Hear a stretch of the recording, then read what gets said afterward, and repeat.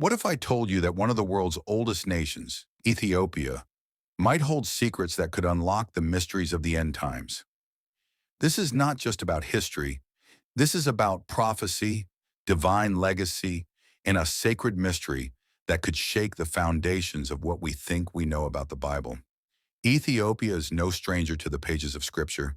In fact, it's mentioned more times than many might expect. But what makes it truly fascinating isn't just how often it's named, it's why. According to tradition, Ethiopia might be the final resting place of the Ark of the Covenant, that sacred chest said to carry the Ten Commandments, the very presence of God.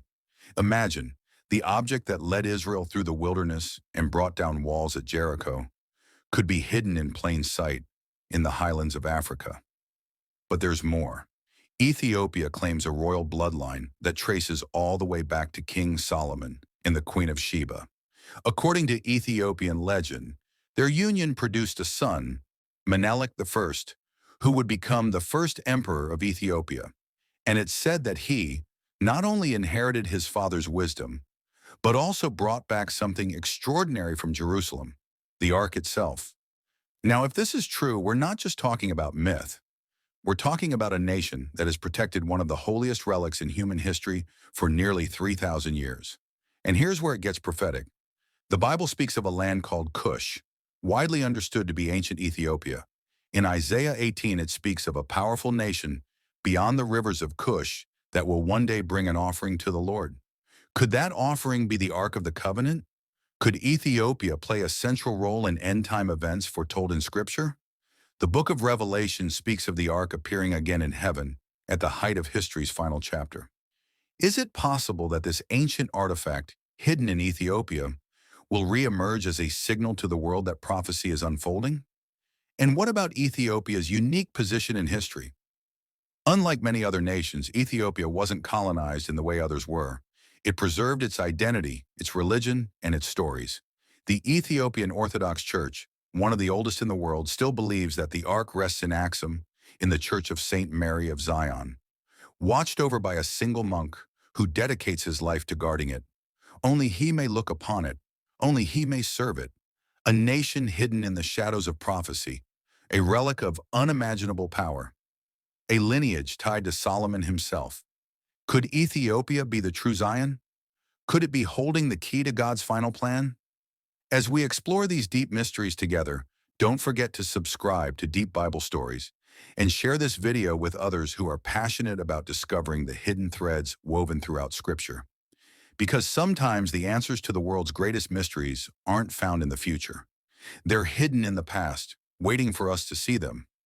What if I told you that a hidden thread of prophecy stretches all the way from ancient Jerusalem to the mountains of Ethiopia, and that this thread could be the key to understanding the final chapters of human history? Let's take a journey into legend, scripture, and sacred tradition to uncover Ethiopia's astonishing role in biblical prophecy. Ethiopia is not just another ancient nation. According to its royal chronicles, it is the descendant of Israel's greatest king, Solomon himself. The claim is bold, breathtaking, and if true, absolutely world-shifting. The story begins with a royal visit, the Queen of Sheba journeying to Jerusalem, recorded in 1 Kings 10. She came seeking wisdom, and she found it. But Ethiopian tradition tells us she found more than just knowledge. She returned home carrying Solomon's child, Menelik I.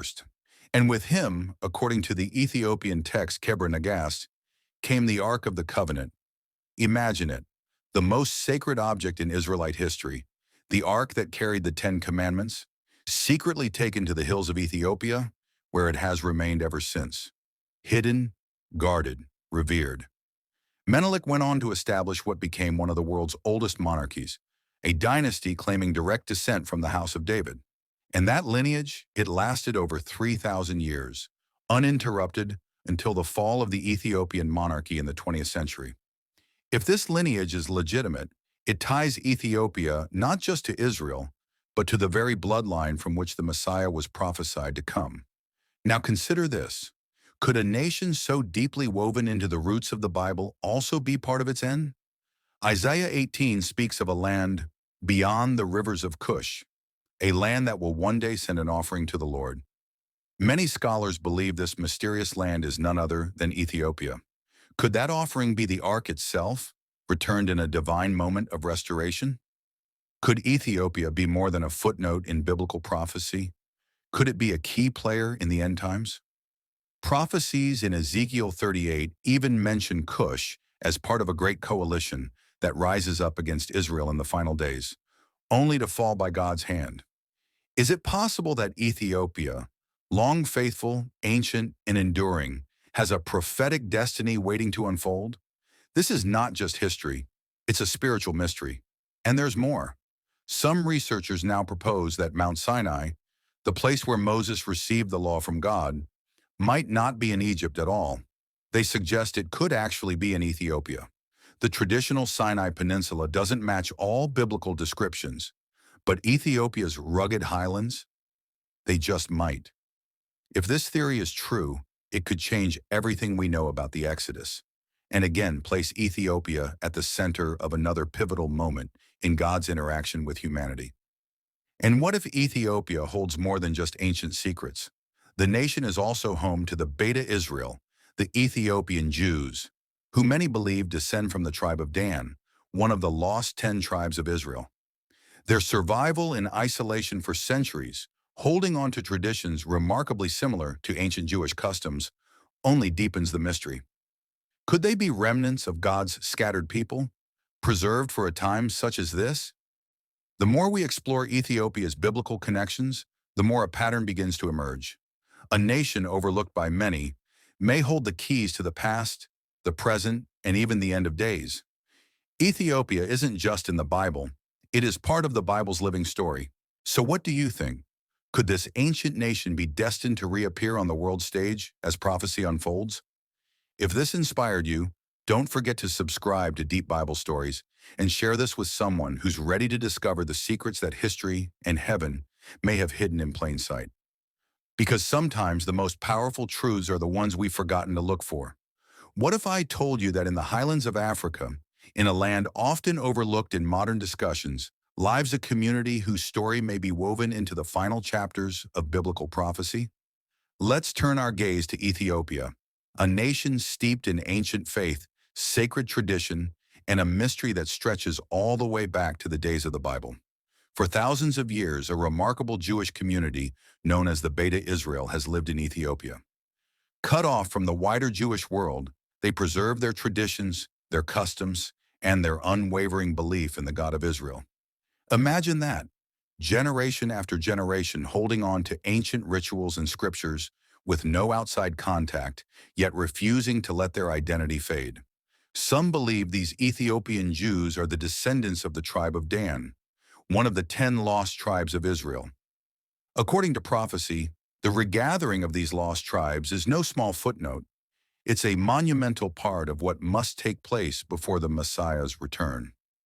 Could it be that this isolated community, clinging to faith in the remote mountains of Ethiopia, was always meant to play a part in God's final plan? In the 20th century, something incredible happened. As conflict and famine threatened the Beta Israel community, the modern state of Israel launched a daring rescue mission known as Operation Solomon. In just over a day, thousands of Ethiopian Jews were airlifted to their ancestral homeland. To many, this wasn't just a humanitarian act. It was a fulfillment of Ezekiel 37, where God promises to bring his scattered people back to the land of Israel. Some see this as a living prophecy, a sign that the wheels of God's end times plan are turning. But Ethiopia's spiritual significance doesn't end there. Deep in the Ethiopian highlands lies a site shrouded in mystery and reverence, Lalibela.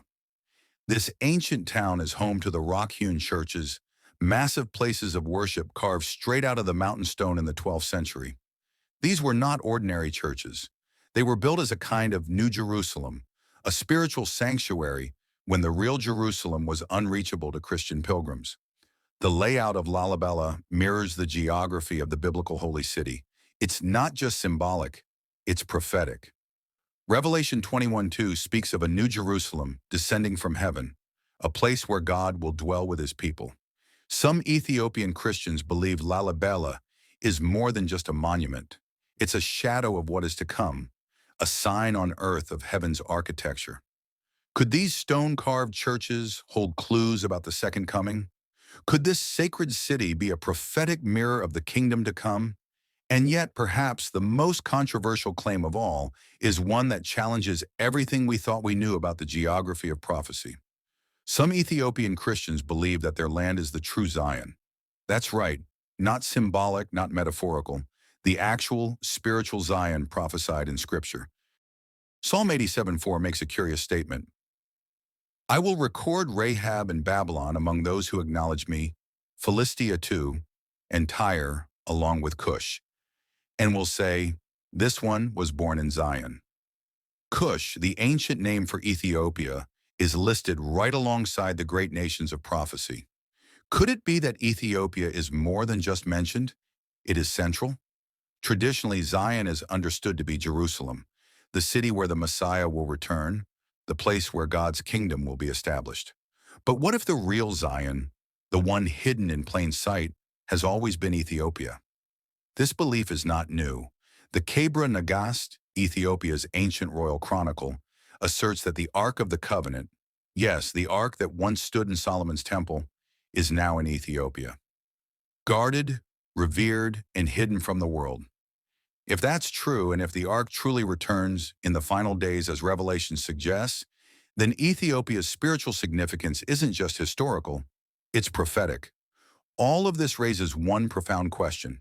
Could Ethiopia be God's secret? A nation preserved through time, a people returning to their ancestral home, sacred architecture echoing the future city of God, and a mysterious ark said to be waiting for its moment to return. As the world grows darker and prophecy begins to unfold, could Ethiopia emerge as a light from the past, a beacon guiding us into the final age?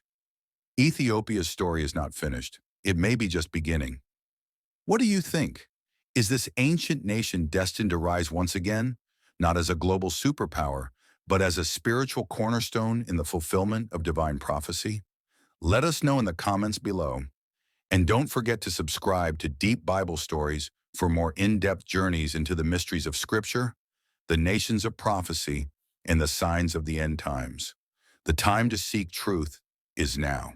Hello, my dear friend. If you enjoyed this journey through prophecy and mystery, hit like, share your thoughts in the comments, and subscribe to Bible Unicorn, where ancient truth meets divine discovery.